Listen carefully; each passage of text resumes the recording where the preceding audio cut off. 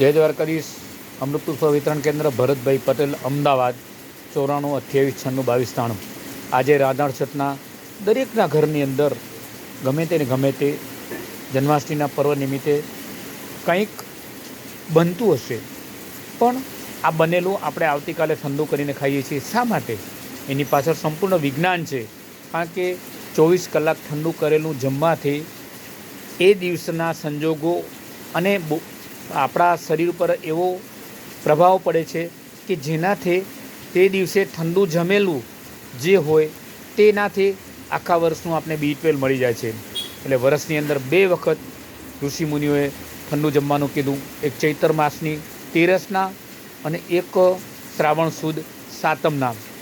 ઋષિઓને સમજીએ, આપણું આયુર્વેદ અપનાવીએ અને B12 જેવી જે અત્યારે ચાલતી રહેલી બીમારી છે તેનાથી બચીએ.